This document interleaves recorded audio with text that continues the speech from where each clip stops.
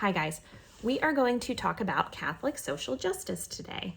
Now, when we define social justice, what we were talking about is justice as in what is owed to another. So it's not a negative thing here. Like, yes, there is justice, like justice if you I don't know, do something bad and get punished, like you get, this is justice, whatever, I don't know. We're not talking about that. We're talking about every person having human dignity, equal human dignity, and every single person being owed certain things because of their human dignity. There are 7 principles of Catholic social teaching: caring for the environment, focus on human dignity, family and community, rights and responsibilities, preferential care for the poor, preferential options for the poor, dignity of workers, and then solidarity. So we are going to start with creation, with care for creation.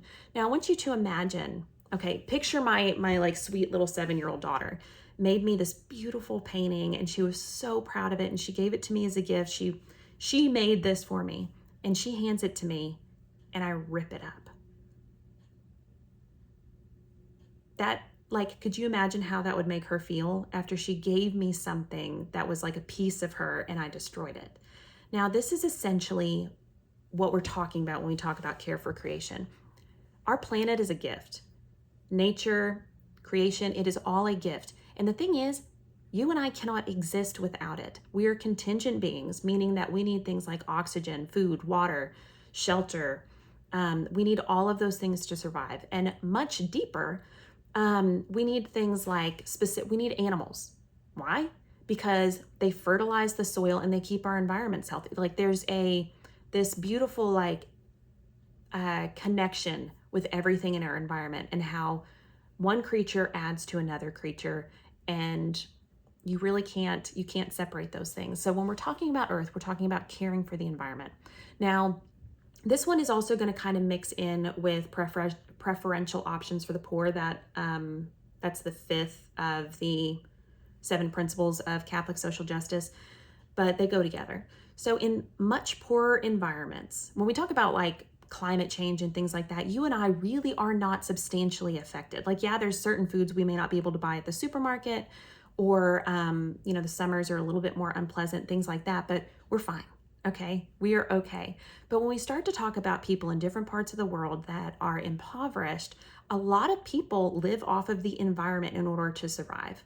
So I want to use fishing, for example. There are people along rivers that their community is based solely on fishing. That's how they feed their family. If they're able to sell anything extra, that's how they make their income, but they have nothing else. They need the planet in order to survive. Now, if we have these rivers that eventually flow into oceans, or they maintain a certain temperature. The thing is when the temperature changes, the fish no longer come to that location. If the fish want a cooler location, they swim closer to the ocean. And so there is this disruption that happens for the people that are living in these communities where they rely on the environment. Or if they rely on being able to grow certain crops and it's too hot and it doesn't rain enough, their well-being dies. Okay, so how does that affect you and I? Because this is kind of the big thing. It's like, I can't help people who are starving overseas. Actually, you can a little bit, and it's by doing small things. You can do so many little things that can make an impact. So there's pretty basic stuff that we teach little kids, like don't litter, recycle. And as you are a teenager, there's certain things you can do, like conserve your resources, lessen your footprint that you make on the environment. Don't use things like styrofoam. Use biodegradable paper plates or something like that if you need to. And, ride your bike if you can, or walk places instead of driving around just for fun. Because I used to do that as a teenager, but I just used to drive around for entertainment's sake. There's also something like don't start smoking cigarettes. And that might sound silly because me smoking cigarettes, does that really make a difference? Yes, it does. Because inside those cigarettes, there are chemicals. And then what do people do with those cigarette butts when they're done smoking? They flick them outside. Even if they throw them in the trash can, it has just as bad of an effect because it rains. The chemicals in that wash into our rivers, wash into our, the water that grows our food, and it affects us. Now, there's a lot of people that are like, buy organic food, it's healthier, and et cetera, et cetera. The thing is that there is no such thing as organic. We have so many pesticides, so many chemicals that are in our water now. Every single plant absorbs a certain amount of chemicals. Yes, the organic stuff is not sprayed with pesticides, but it still has chemicals and pesticides in it. We've already screwed up that much. Now, when we start to talk about human health, you smoking cigarettes or not smoking cigarettes can truly affect it. Because I want you to then understand, okay, our plants now have a certain amount of chemicals in them, okay? Animals eat those plants. So if you are a beef eater, for example, that cow eats so much plants in order to grow big enough for it to be slaughtered for you. And at that point, it has consumed so many plants that have chemicals in them. It affects their tissue, their muscles. And so by the time it's cut up for a steak and you buy it, it is a carcinogen. And so a carcinogen is something that causes cancer. So if you want to Google it, you can Google it on the FDA's website or wherever. Is red meat a carcinogen? And it's going to say yes. So eating red meat causes cancer. So that's one of the big things. And again, this is crossing over into many of the other social justice spots, but wanted to point that out. And so again, it's a big deal. And the thing is, if people do not change their behaviors, we basically screwed ourselves. But anyway, now let's talk about human dignity. Every single one of us is made in the image and likeness of God, and we need to take that seriously. So what that means is that every single person has the right to, be taken care of, be loved, be taken seriously. A lot of times when we talk about human dignity, it can get very overwhelming because it becomes super political. A lot of people look at things like abortion. Now, does that baby have a right to live? I believe it does, because it is a living being. But here's the flip side of it. When we're talking about everybody's human dignity, I want to shift the focus slightly. Women do not have abortions because they're bored or for fun.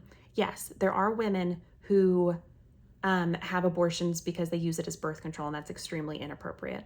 However, there are communities that if a woman gets pregnant, especially out of wedlock, they'll kill her, okay? There are places where it is that extreme. There are families in the US that if they found out that their daughter was pregnant, parents would kick that girl out. So when we start to look at a topic like abortion and addressing human dignity, we have to think about the mother also, because that is a big deal. If, we try to encourage chastity, saving yourself for your marriage, not having partners, and that's a whole other topic. Not everybody does that. And the thing is, if a woman gets pregnant, a lot of times she's going to need help. I can tell you guys that if I did not have my husband, I could not raise my children on what I make here. I would be coming up very short every single month. So we have to basically vote to make sure there are certain things in place to help everybody in the situation. Now, there's certain other things. When we're talking about people who do not have enough money to get by, again, we could look at my salary. I would not be able to function without my husband's salary also. So there are people that make less than me, because I make right about minimum wage, a little bit higher, but there are people that make less money than me with more people to support. And when we start to talk about things like toothpaste, toothbrushes, deodorant, and for girls, period products, those are things that a lot of people cannot afford, because they're basically going to have to choose, do I buy food or do I have pads because I'm on my period? So in your schools, whether or not, this could be something like maybe you need this resource or maybe you want to donate. If you have the option to bring in deodorant or something like that and give it to one of the school counselors to give out, that is another way you can make a difference. Now, when we move to family and community, we all learned this during quarantine. We are very social creatures. Family and community is something that's extremely important. The health of family and community is extremely important, because every single one of us is a social being. Even if you're an introvert, okay, yeah, you might need some alone time to recharge, but every single one of us needs other people. And so what that is it's like, we look at relationships. We are meant to bond with people. We have a Trinitarian God that is always in relationship. And we need those healthy bonds. So when we start to look at you, what kind of difference can you make in the health of a family? I want to present something that is a little bit different, but it's very true. So say a boy has an alcoholic father who beats him. This is a more extreme example, but you'll get what I'm saying. It is commonplace for that individual to grow up to be an alcoholic also and to continue the cycle of abuse. Now, something you can do now is identify aspects of your life that are not healthy. Whether it's a relationship with somebody in your family, like the way that this communication works between me and this person, it's unhealthy. Acknowledge it, and as best you can, change the relationship. If that doesn't work, when you grow up and you are out on your own, you can dictate how your relationship behavior is. So you can change yourself. Again, a lot of these things are about changing you, not changing other people. If we start to say, like, you need to change that person, it's absolutely impossible, because you have to recognize what's in your circle of influence. You're in your circle of influence. So anyway, very abbreviated family and community, but the health of your family is kind of contingent on you and the way you do things, okay? So let's talk about rights and responsibility. That's our next one. So we talked about abortion a little bit. We kind of dabbled there. Dignity, we're going to get to that. This one's kind of a tricky one too. So we all had heard, you may not remember his name, but we all heard about Brock Turner years ago. He was an athlete, went to an amazing school, smart guy, like had everything going for him, had very wealthy parents, so he had it kind of going. And then at a party, there was a girl who's passed out, and he viciously raped her. And people saw him do it. And that girl, when she woke up in the hospital, she found out that she had been raped from the news. She found out things that had been done to her from the news. So what happened to this Brock Turner character? He lost his scholarship to the college he was at. He was placed under house arrest during the trial. And the judge said he had suffered enough. Because he lost his scholarship, he lost all these things, and so that poor boy had suffered enough. Now, if we switch that, let's take a non-collegiate athlete. Let's take one of our poorer men. I'm not saying like, yeah, we should let all the men off for raping women. That's not what I'm saying. But if we place somebody different in that scenario that raped that poor girl, they would have been given a much different outcome. They'd probably be in prison the rest of their lives. Now, so that is one example. We need to look at the fair treatment of every single person, not based on what they look like, not based on how much money they earn, not based on how much money their parents earn. So another topic that we can look at is food. The cheapest food in the grocery store is the most unhealthy. If you look at, so we talked about meat being a carcinogen, first off. If you look at the canned meats like Vienna sausages, Spam, hot dogs, the cheapest food that people can afford, so again, this is the poor that we're talking about here. Those meats are 10 times worse. So every hot dog contains pieces of about 300 different cows. And the pieces that are in the hot dogs of, whether it's pork or, what's the other one? Pork or beef. So pig or cow. I don't know my animals today. It is the ears, the eyes, the anus of those animals, the cartilage, all of the stuff that could not make it into a steak. That's what they're getting to eat. And so if you think about it that way, wow, like the food that we make affordable to the poor is pig anus. So anyway, it's extremely unhealthy, and honestly, it's just not fair. The way that you're going to have the biggest effect on this is, first off, you guys need to research what you're purchasing at stores, because whether or not you know it, it's a vote. Every time you buy something, it's a vote. Every time you don't buy something, it's a vote. The store is keeping track, like, wow, these types of products sell, this doesn't. We are no longer going to bring this product into our store. You can make a huge difference. So our next topic is about options for the poor and vulnerable. That was one that we were talking about in many places, but I want to also show something else, because a lot of this goes around like, what are the big things that we need? We need food, water, shelter, okay? First off, I want to talk again about, no, skipping that. We're going to talk about shelter. Okay. Let me draw a picture because pictures help me. So I want you to imagine if there is a factory and this factory is putting off pollutants that are seeping into the water and it makes people sick.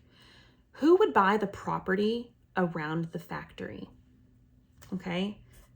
It would be poor people because that land would be selling for really cheap. Something that people who do not make a lot of money could afford. They couldn't afford, like if you look at Zillow, there's certain neighborhoods that just because it's that neighborhood, the houses are $100,000 more. So an undesirable location is cheaper. Therefore, that's where the poor usually live.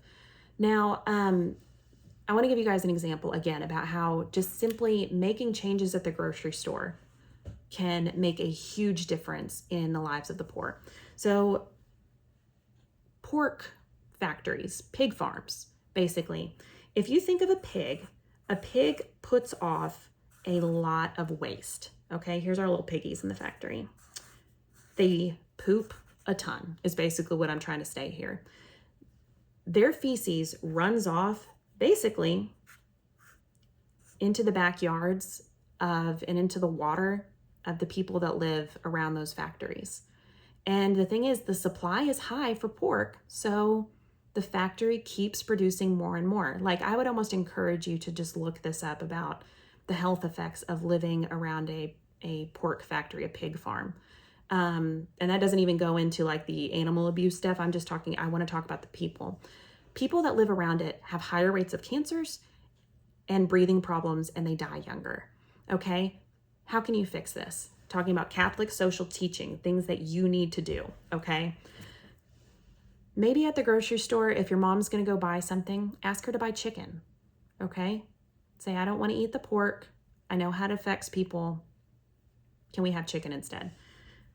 That means these farmers are going to buy less pigs or produce less pigs, making less pollution.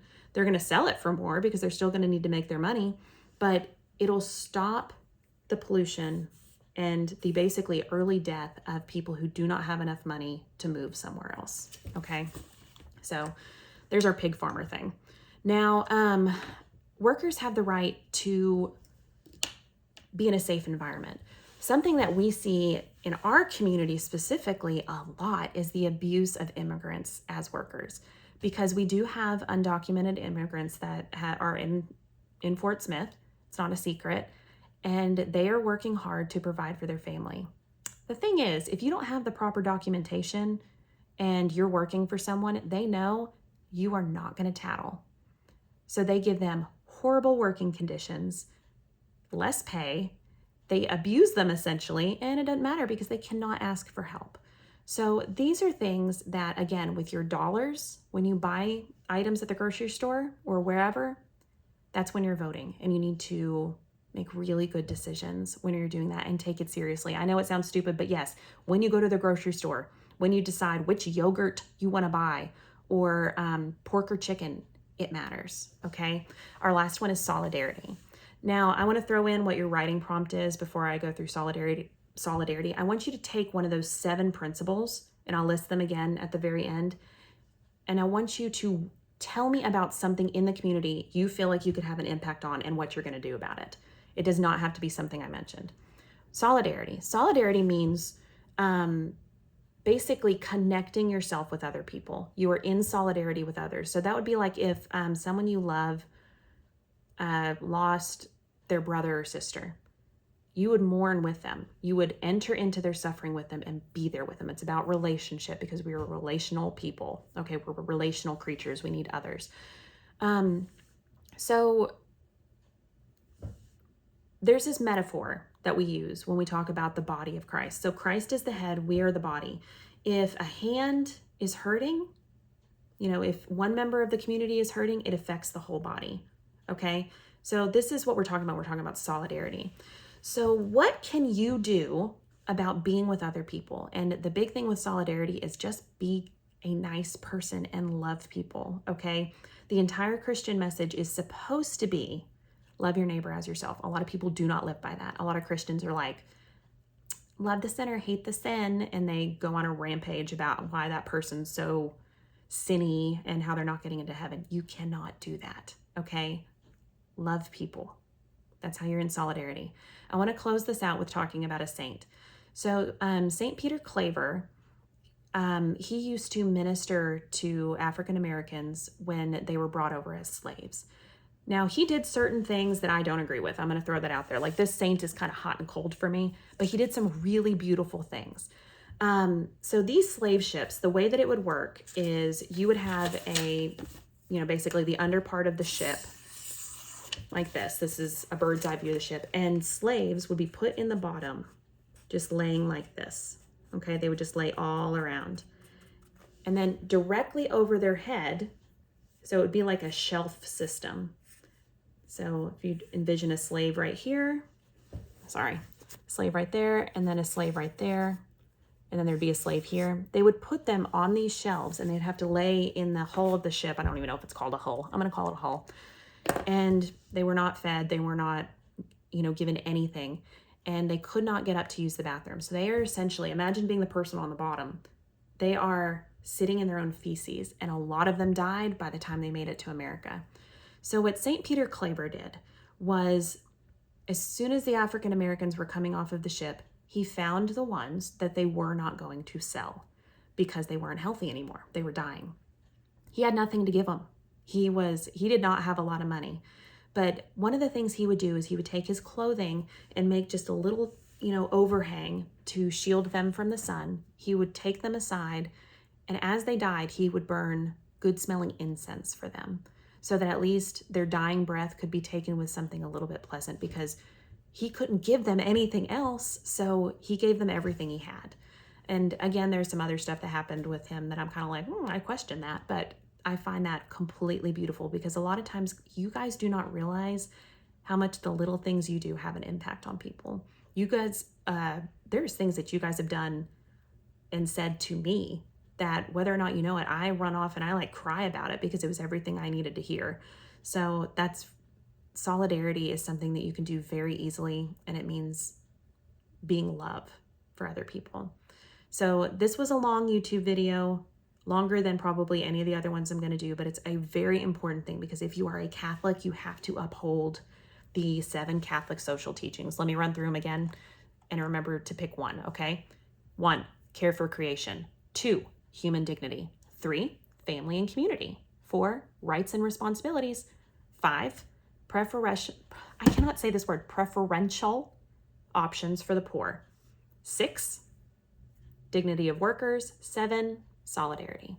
So I will end this video now. I hope everybody has a wonderful day. Sorry it's so long, but it's important. Bye.